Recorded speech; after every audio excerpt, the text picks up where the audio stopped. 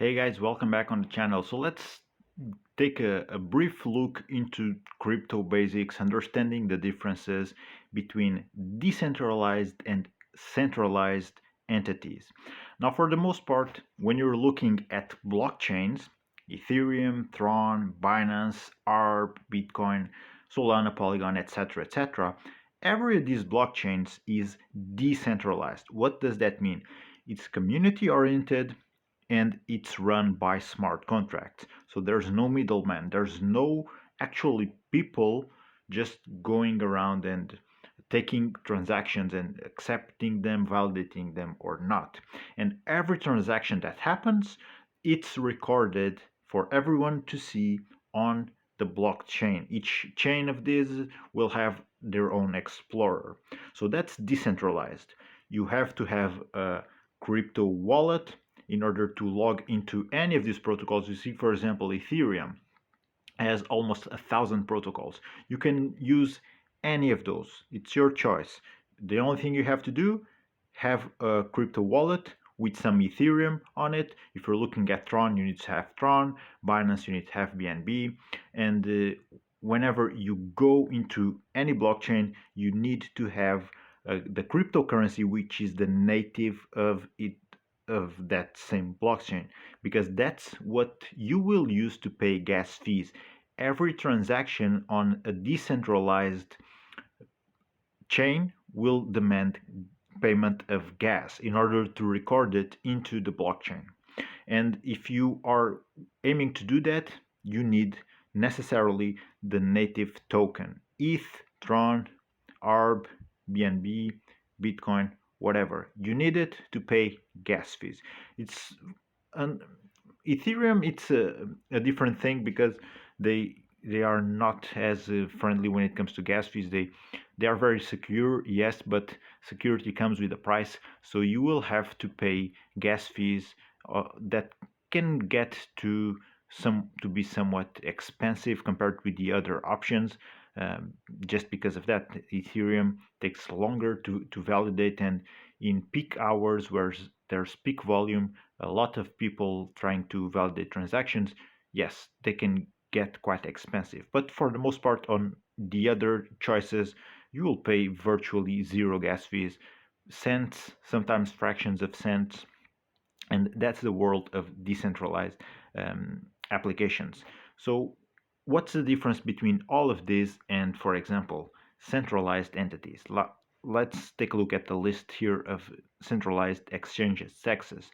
All of these, Binance, OKX, Bitfinex, Robinhood, Bybit, Kraken, crypto.com, they offer you the same thing. And although they are not decentralized, they pretty much allow you to do everything that the decentralized world allows you, but at the cost of knowing or giving your privacy away.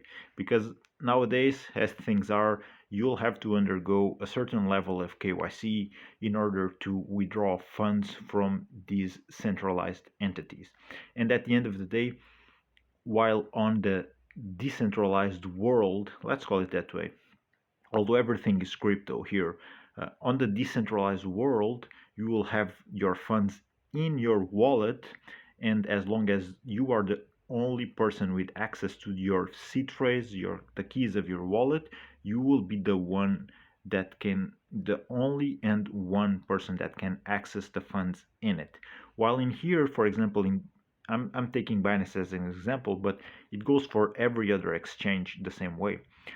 They will have your funds there in your account the same way that banks do.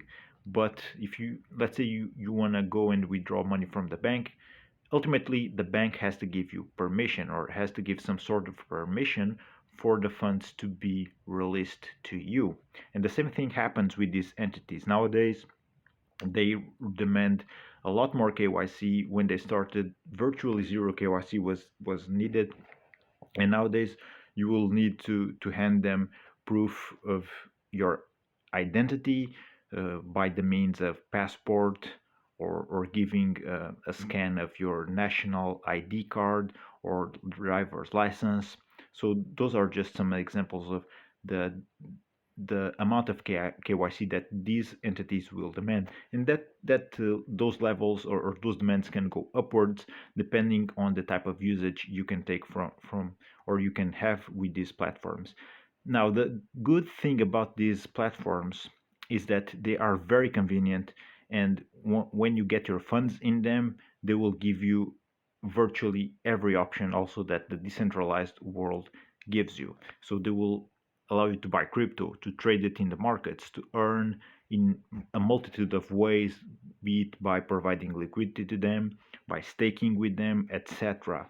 So they are very convenient. They are very resembling of the traditional banking system apps, and they will be more friendly for the newcomer into this world just for that reason.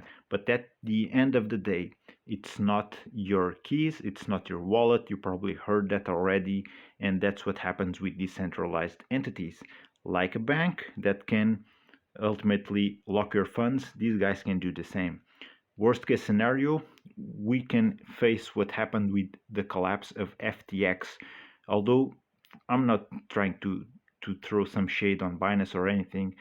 In fact, these guys have been facing daily FUD for the past, what, 3 years, 4 years, to the point that well, we saw their CEO stepping out of the way and uh, handing the leadership of the company to someone else. But the key thing that you got to take from that is that at the end of the day, centralized exchanges own the funds in it. Okay, and it's not your keys, it's not your wallet. That's something that you should remember to see how this world works. So yes, with centralized entities, you have a ton of convenience at the tip of your fingers, a click away, but the real decentralized world is here with any of these blockchains, Ethereum, Tron, Binance. It's not going to be as convenient. It will take you probably a bit of a learning curve because unlike the centralized options that everything is there for you to use it, in here you'll have to search for on these protocols which one will allow you to swap, which one will allow you to trade, which one will allow you to do whatever you want to do with your funds. It's not as complicated as it might seem at first hand, and it's pretty much more fair. In the decentralized world, you can also earn in a more transparent way when you provide liquidity. For example, I have a ton of videos explaining you how yield farming works, how you can provide liquidity to some farms and earn passive income with that. And basically, this is it. This is the real world of decentralized finance. Centralized exchanges, yes, they're convenient, but in the end of the day, they are the ones running the show and owning the funds that users have in there. Okay, so that's the main difference. If you have any questions, feel free to drop them down under in the comments. If you want me to give you some tutorials on any of these centralized options, just also let me know on the comments and I'll see what I can do to help you. So thank you for watching. If you enjoy this type of content, make sure you hit that like button and subscribe for more of it. I'll see you on the next one.